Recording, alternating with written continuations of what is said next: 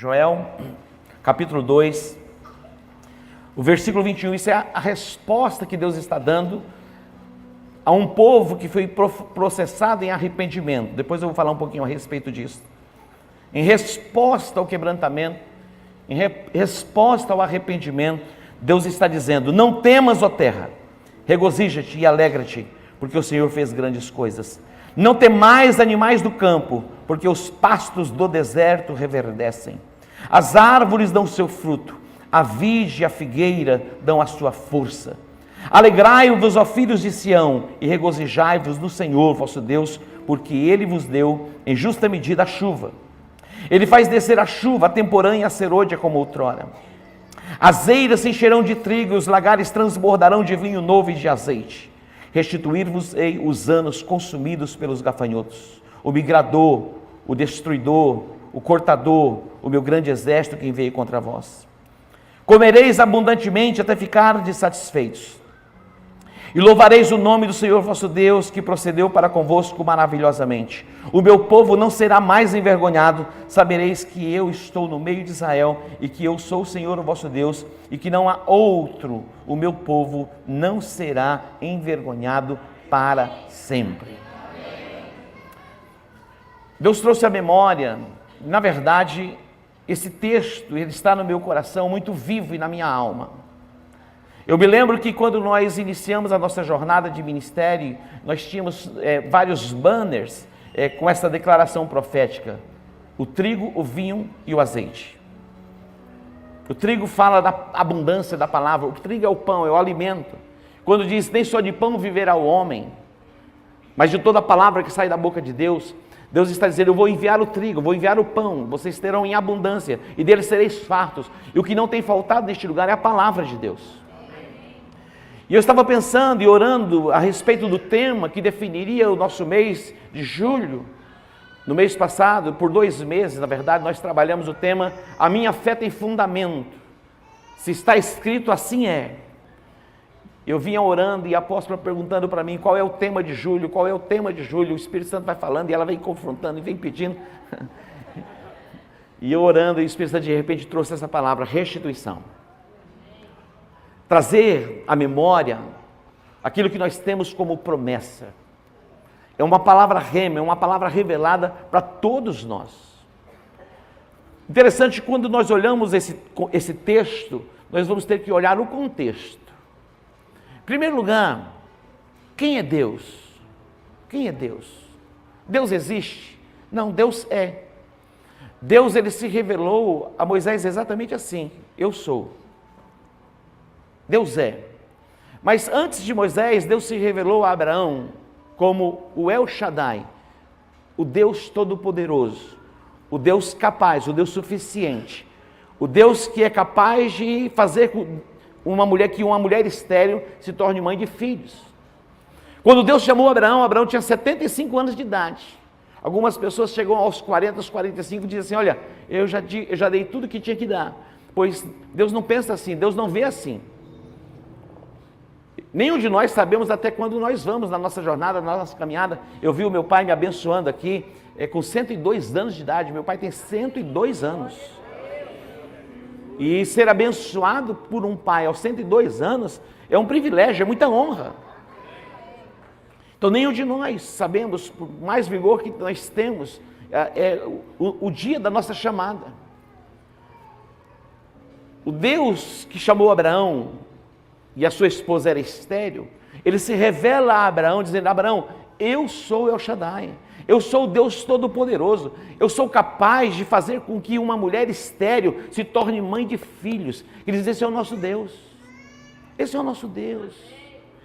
Outro dia um pastor amigo meu foi diagnosticado com câncer no pâncreas e com uma metástase já no fígado. Ó, silêncio. O diagnóstico do médico é diagnóstico de morte, mas Deus pode curar. E eu quero dizer, se Ele curar, Ele é Deus. Se Ele não curar, Ele continua sendo Deus. Nós não temos nenhuma crise, não é verdade? Eu não tenho nenhuma crise quando eu oro por alguém e alguém é curado, eu me alegro. Mas também eu não tenho nenhuma crise quando eu oro por alguém e não é curado. Eu me lembro de um pastor que ele foi chamado para ir no CTI, que uma pessoa não estava bem. Quando ele chegou para orar, ele orando, aquele aparelho, fez pi. Foi lá da extrema unção. Se você quiser, eu chamo ele para orar por você. Estou brincando. Mas ele já orou também e outras pessoas foram curadas. Ele já orou e outras pessoas foram libertas. Ele já orou e coisas maravilhosas aconteceram. Deus se revelou a Abraão, dizendo: Abraão, eu sou El Shaddai, eu sou o Todo-Poderoso, vem para a minha presença, e na minha presença você vai ser aperfeiçoado, e eu vou cumprir na sua vida aquilo que eu tenho prometido. Então o nosso Deus é um Deus que faz promessas, e é o Deus capaz de cumprir aquilo que tem prometido a nós. E o próprio Deus vai abrir a madre de Sara. Abraão vai se tornar um pai de nações. Nós somos família, descendentes de Abraão pela fé. Quando Deus disse a Abraão: olha para os céus e conta as estrelas, assim será a tua descendência. Olha para a areia do mar e conta a areia do mar, se for possível contar, assim será a tua descendência. As estrelas dos céus falam de uma descendência espiritual. A areia do mar fala de uma descendência física, fala a respeito da nação de Israel. E aqui estamos nós. Olha só. Cerca de 4.000 anos depois que Deus fez esta promessa a Abraão, estamos aqui todos como filhos de Abraão. Olha Deus cumprindo promessa. E vemos a nação de Israel, o que a nação de Israel se tornou, uma poderosa nação na terra. Então o nosso Deus, quem é Deus? O nosso Deus, ele é o El Shaddai, ele é o Deus Todo-Poderoso, é o Deus que abre a madre e faz com que a mulher estéril se torne mãe de filhos. O nosso Deus é o Deus que tira o pobre, o necessitado, do monturo, do lixo, da insignificância, e faz assentar entre os príncipes dos príncipes do seu povo. Esse é o nosso Deus. Se nós buscássemos aqui testemunhos, eu tinha pedido até para que gravasse alguns testemunhos durante esse tempo que vamos falar a respeito de restituição. Aqui nós temos centenas de testemunhos, e se pegar de onde você veio, e o que você tem se tornado, e o que você ainda vai se tornar. Olha, eu sei aqui, eu conheço o histórico de alguns, eu não sei o histórico de todos, e eu nem tenho como saber também, mas uma coisa eu sei: Deus, ele é poderoso para fazer abundantemente mais, ir além daquilo que temos pensado ou imaginado. E é isso que vai acontecer na sua vida. Simplesmente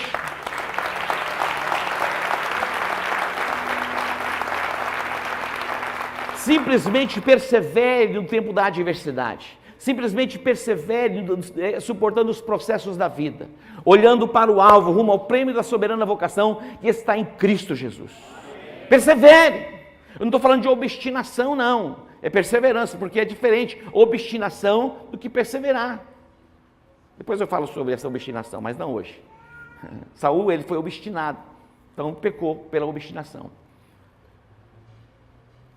O Deus que nós servimos é o Deus que reivindicou de Abraão, depois de tê-lo abençoado, que ele oferecesse o seu próprio filho. Deus disse a Abraão, depois que a madre de Sara foi aberta, o menino cresceu, chegou à adolescência e diz: agora é a hora. Abraão, ele foi provado por Deus. Abraão, ele foi provado. Deus disse a Abraão: vai ao Monte Moriá, caminho de 3 dias. Colocou a lenha sobre o menino, ali é uma figura da cruz. Isaac é um tipo de Jesus, é uma figura de Jesus. 3 dias, caminhando para o Monte Moriá.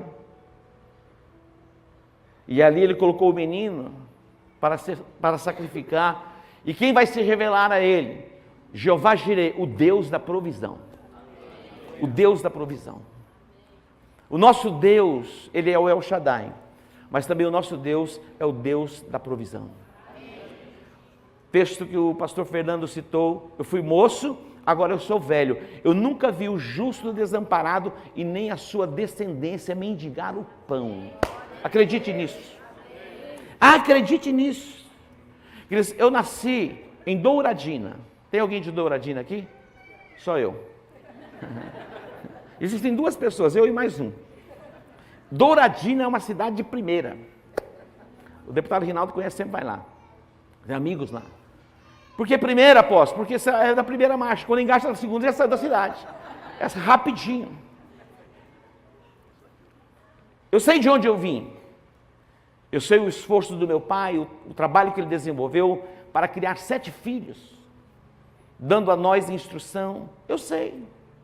Eu ainda quando criança, quando menino, 10 anos de idade, eu me lembro um dia que o meu pai chamou eu e o meu irmão, dizendo, olha, vocês vão trabalhar. Geralmente quando no sítio é assim mesmo, a família é grande para poder trabalhar. Quem veio do sítio assim, morou em sítio? É assim, não é verdade? Geralmente o pai tem muitos filhos e todos os filhos vão para a lavoura. As minhas irmãs, são 4 irmãs, todas elas trabalharam no campo. Hoje é fácil, meu irmão, você senta, outro dia eu fui numa fazenda, numa colheitadeira, com ar-condicionado, GPS, e impressionante, coloca lá, liga o GPS, o cara vai lá, e o trator não sai, não desvia, reto. Mas naqueles dias se fazia lavoura com enxada. Eu tenho uma marca aqui, ó, a marca da preguiça. Eu tenho uma marca aqui no meu corpo, as marcas da roça. Fui amolar uma enxada, mas estava o couro curtido de preguiça, a lima escapou. Você já viu amolar uma enxada? Você coloca a enxada virada e passa a lima. Escapou a lima e aqui passou no fio da enxada e abriu. É hora de voltar para casa, para o colo da mamãe. Eu me lembro de tudo isso, eu me lembro na minha infância, com 5, 6 anos de idade, no sítio, e de repente a arte da criança, meu irmão correu atrás de mim por causa de um pedacinho de cana. Sabe o que aconteceu comigo? Literalmente eu caí dentro de um tacho de sabão. Imagina. Meu irmão, não ficou um couro, carne viva. De Douradina a Dourados, 40 e poucos quilômetros, estrada de terra. Isso eu me lembro muito bem. Meu cunhado tinha um jipinho daqueles jipinhos. Fomos para Dourados. Lembro da clínica, doutor Alemão. Fui tratado lá. A mão de Deus sobre a minha vida, me guardando, me protegendo. O El Shaddai ali, com a sua mão poderosa. Sabe, El Shaddai é como uma mãe que pega o filho e coloca no braço assim, e o seio como para alimentar o filho. O Deus El Shaddai é esse Deus que guarda, que protege, que cuida, é como a mãe cuida de um filho. E Deus me guardou, não ficou uma mancha. Na verdade, multiplicou a beleza. Você está rindo porque não foi com você, né? Mas eu vejo tudo isso na mão de Deus. Cresci, quando chegou por volta de 17, 18 anos, sempre na igreja, os fundamentos da palavra no meu coração. Meu pai teve a percepção que eu estava pegando um outro caminho e disse, vamos embora para Campo Grande. Estava começando o estado foi dividido, tantas oportunidades, fiz concursos, passei em concurso, depois me tornei empresário, e depois de empresário, Deus me chamou para a missão mais nobre, que é ser pastor. E eu acredito em pastores bivocacionados, que são empresários, advogados. Nós temos na igreja algumas dezenas de pastores bivocacionados que têm trabalhado incansavelmente para ganhar almas e consolidar as almas. Mas aprove a Deus, pela sua graça, me separar para o tempo integral. E nesta jornada e nesta caminhada. E eu tenho visto a mão de Deus me guardando, me protegendo e me livrando.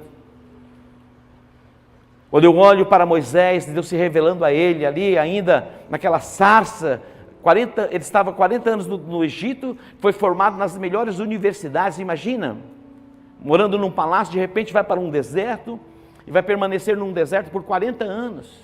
40 anos de deserto, mas deserto é o lugar que Deus fala com a gente. Nenhum de nós gostamos do período de deserto, mas no deserto, nos momentos difíceis, são os momentos que mais aprendemos. A maioria das pessoas se perdem na abundância. Olha, uma verdade. A maioria das pessoas se perdem quando chega um ápice, ali ó, no topo do reconhecimento. Quando nós olhamos para a nação de Israel viveu exatamente esses ciclos. Abundância. Chegaram no ápice de conquista, de influência. Veio o quê? Apostasia. Diga apostasia. O que é apostasia? É o esfriamento.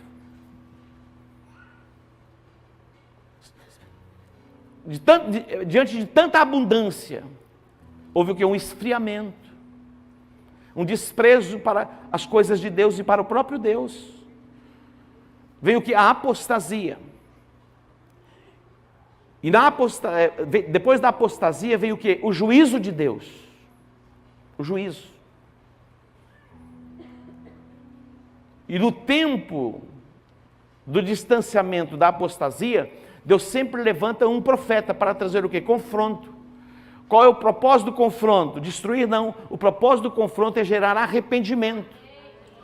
Em todos os tempos em que Israel viveu as suas crises, Deus vai lá e levanta um profeta. É a misericórdia de Deus, a graça de Deus, o favor de Deus, para trazer as pessoas para o propósito correto. E depois do confronto vem um arrependimento, e o arrependimento Deus derrama o quê? A restituição. Então quem é Deus? O Deus é o Deus Todo-Poderoso. Ele é o Eu Sou, Ele é o El Shaddai.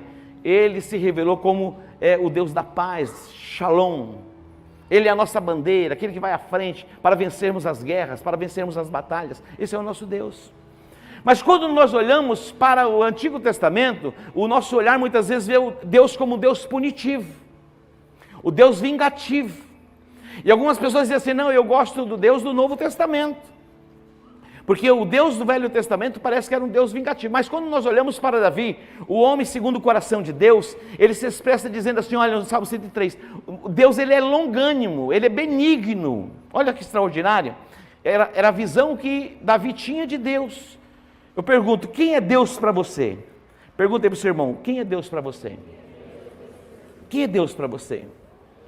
Davi ele diz assim, Salmo 103, 8, o Senhor é misericordioso e compassivo, longânimo e grande em benignidade. Olha a visão que Davi tinha de Deus. Quando nós vamos para o Novo Testamento, nós vimos a expressão Deus é amor. E João 3,16 diz que Deus amou o mundo de tal maneira que Ele deu o seu Filho unigênito para quê? Para que todo aquele que nele crê não pereça, mas tenha a vida eterna. Mas também a Bíblia diz em Hebreus 12, 29, que Deus é fogo consumidor. Isso fala de juízo, porque Ele é justo. Tudo que o homem semear, isso certamente Ele ceifará.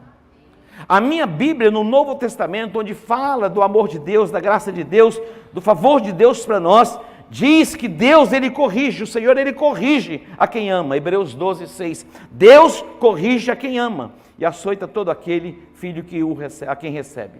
Como é bom ser corrigido por um pai, sim ou não? É bom. O meu pai foi um pai que sempre nos corrigiu. A princípio a correção ela é ruim, não é boa. Eu me lembro que uma vez eu chegando em casa de madrugada, o dia assim meio que amanhecendo, e eu entrando caladinho, quietinho, assim, bem devagarinho, porque eu vou abrir a porta, aquele silêncio assim. Quando eu abri a porta, meu pai estava assim, me esperando.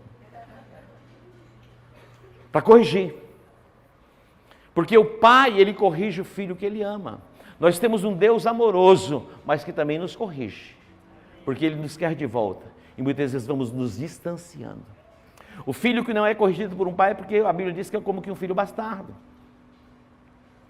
A correção, a princípio, ela não é agradável, mas nos coloca no trilho para que possamos viver uma vida de acordo com a palavra de Deus e chegarmos no destino que Deus preparou para cada um de nós.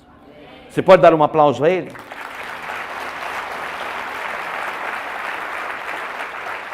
Prestem atenção, eu vou voltar para o texto que eu li.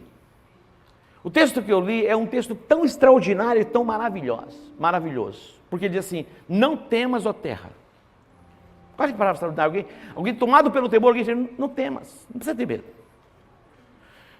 Imagina aquela criança, o filho, no escuro do quarto, e tem algum tipo de sonho que ele acorda chorando, desesperado, quando o pai chega no quarto, ou a mãe, a segurança. Se não temas, eu estou aqui. Acabou o medo. Quando nós olhamos para esse texto que eu li, que é o texto de Joel, diz, não temas, ó terra. Esse texto fala de produtividade. Este texto fala de abundância. Este texto fala que Deus vai derramar a chuva na hora certa e na medida certa. Como é extraordinário ver a chuva chegando no tempo certo e na medida certa. Nós temos na igreja alguns agricultores e alguns pecuaristas. Eles anseiam pelas águas, no tempo das águas, e anseiam pelo sol no tempo que for preciso para colher aquilo que eles plantaram. Interessante porque algumas pessoas em algumas regiões estão precisando de chuva, outros estão precisando de sol, e aí fica aquela, Deus derrama chuva, o outro diz, Deus derrama o sol sobre. Já viu isso? Às vezes vai celebrar uma festa e está um tempo chuvoso, e alguém está orando para parar de chover, outro está orando, Deus manda chuva, porque a terra está precisando de chuva. E Deus fala, vem cá, quem que eu vou atender? Mas aqui o Deus que está falando com o profeta Joel está dizendo, olha, fala para o povo aí, que eu vou derramar sobre eles a chuva no tempo certo e na medida certa. A chuva temporã e a serôdia, as primeiras chuvas e as últimas chuvas. Diz mais, fala que eu vou enviar a eles a abundância do trigo, do vinho novo e do azeite. Diz mais para o meu povo, eu vou restituí-los dos anos que foram consumidos pelos gafanhotos. Você acha que não está entendendo? Porque continuar com a cara do jeito que vocês estão, não estão entendendo. É para você estar se alegrando, se regozijando, aplaudindo o Senhor. Quantas promessas!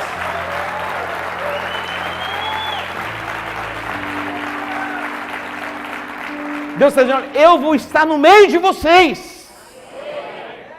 Ele não vai estar distante, é Deus prometendo, olha, eu vou estar no meio de vocês. Todos saberão que eu estarei com vocês. Mas isso aqui, tem uns versículos que antecedem este texto, que está no capítulo 1. Nós lemos o capítulo 2, o versículo 21. Isso já é o resultado. Em todos os tempos de crises, Deus levanta profetas. Profeta não é aquele que fala a sua identidade, o seu CPF é 23740, tal, não. Esse é a palavra de conhecimento, nós entendemos como um profeta também, mas é palavra de conhecimento.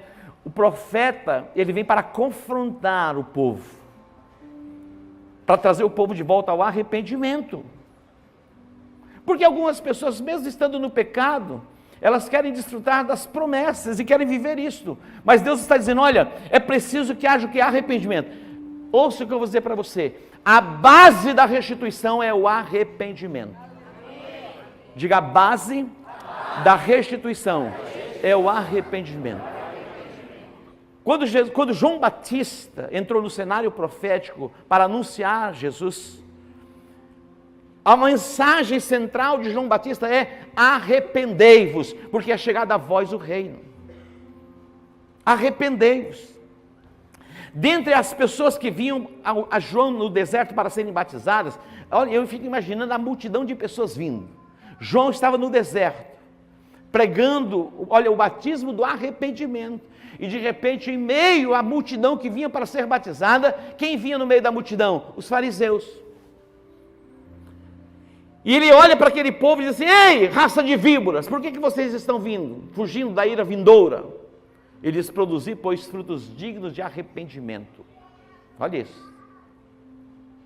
Produzir, pois, frutos dignos de arrependimento. Quando Jesus entra no cenário e ele assume a sua identidade, o Deus encarnado, ele diz, o Espírito do Senhor está sobre mim, pelo que ele me ungiu. Aí ele vai proclamar dizendo, arrependei-vos, é chegado a vós o reino.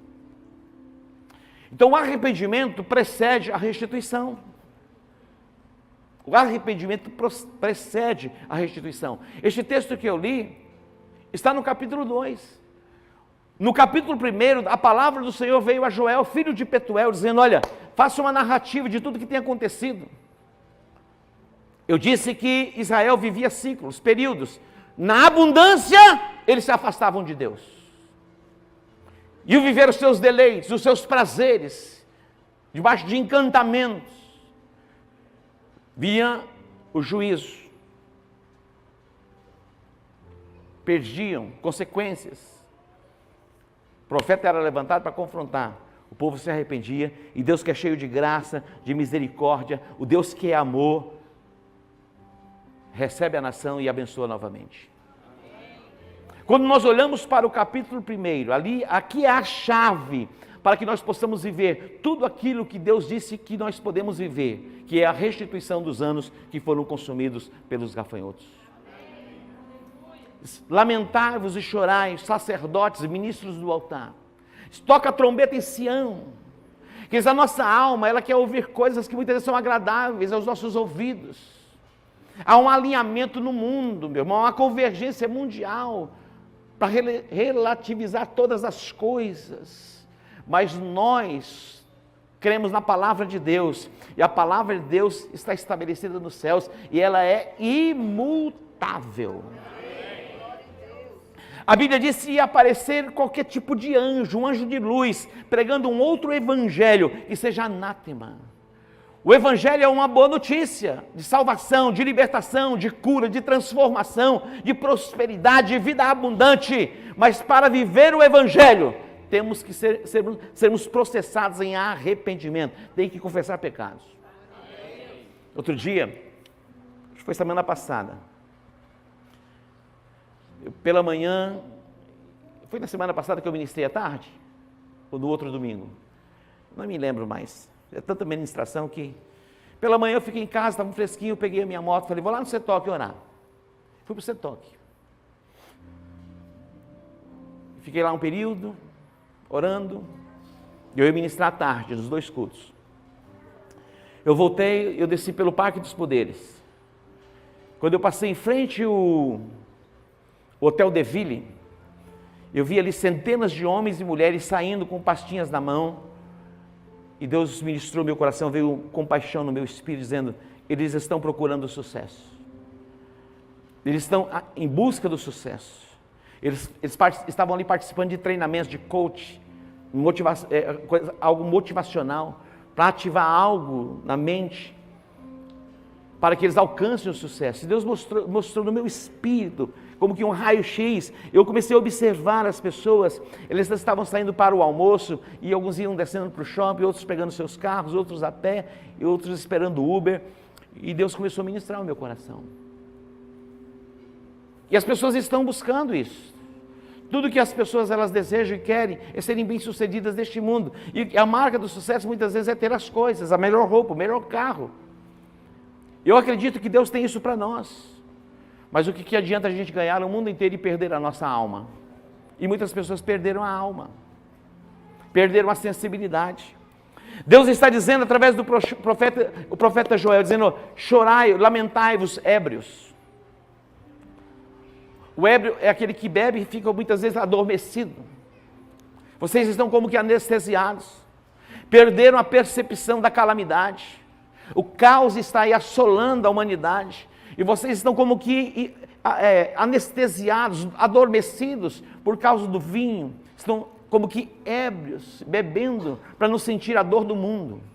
Eu tenho orado, Deus derrama mais compaixão no meu coração, e é interessante porque muitas vezes é um peso sobre nós, mas esse peso precisa estar em nós, para que possamos ir diante de Deus, e colocar a cidade, colocar a nação e as nações da terra diante do Senhor. Chorai, ébrios, eles tocai a trombeta em Sião, dai o alarme no Monte Santo. É tempo de arrependimento, é tempo de quebrantamento, é tempo de rasgarmos os nossos corações e não as nossas vestes. É tempo de nos voltarmos para Deus, porque Ele está dizendo, ei, eu quero restituir vocês. Eu quero que vocês tenham um tempo de alegria, de regozijo. Eu quero derramar sobre vocês a chuva na medida certa, no tempo certo. Eu quero que vocês desfrutem da minha presença. A base para a restituição é o arrependimento. Quando Deus me deu esta palavra, os meus olhos se abriram. Passamos por processos de convocação, de jejum e de oração. Que eles fiquem atentos, fiquem conectados. Nós estamos debaixo de uma convocação de jejum e oração pelo Brasil. Pelo Brasil. Hoje eu estava lendo, tem aqui uma mensagem do prefeito de Recife, dizendo que o modelo que ele quer já estabelecer para Recife é o modelo de Cuba. Dizendo assim, se você tem 2 casas, 3 casas, não é dono mais das casas, isso pertence ao Estado. As suas propriedades não são mais de vocês. É esse cenário que nós estamos vivendo. E quando nós chamamos o povo para uma convocação de jejum e oração, de uma semana, no jejum de Daniel, é demais, não dá por que jejuar. Percebe? Indiferentes, queremos uma nação livre. Queremos uma nação que desfrute de paz, de prosperidade, que cresça, que se torne a maior nação da terra. E é possível isso, mas é preciso também que nós nos voltemos para Deus. Quando você olha os carnavais no Rio de Janeiro, Jesus Cristo crucificado, arrastado nas ruas por um Satanás. Aquelas cenas mais horrorosas, pegando símbolos da Igreja Católica e como que profanando os símbolos. Aonde nós chegamos? Estamos indiferentes, deitados em berço esplêndido. Isso não diz respeito a mim, eu fiz o meu ninho mais alto, a minha casa está consolidada, e não importa os outros. Não, importa sim. Importa sim. Neemias, ele estava desfrutando do melhor. Ele tinha a melhor roupa, ele tinha a melhor comida, ele andava no melhor carro, ele era o copeiro do rei. Antes que o rei bebesse o vinho, ele bebia primeiro. Antes que o rei experimentasse a comida, ele comia primeiro. Para se apresentar diante do rei, era a melhor vestimenta. O rei indo para as viagens internacionais, ele acompanhava o rei.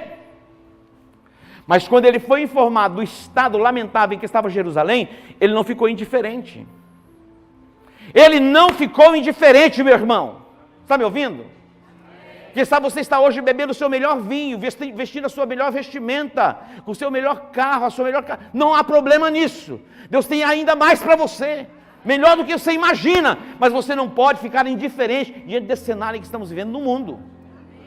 Sabe? Não diz respeito a mim, diz respeito a você.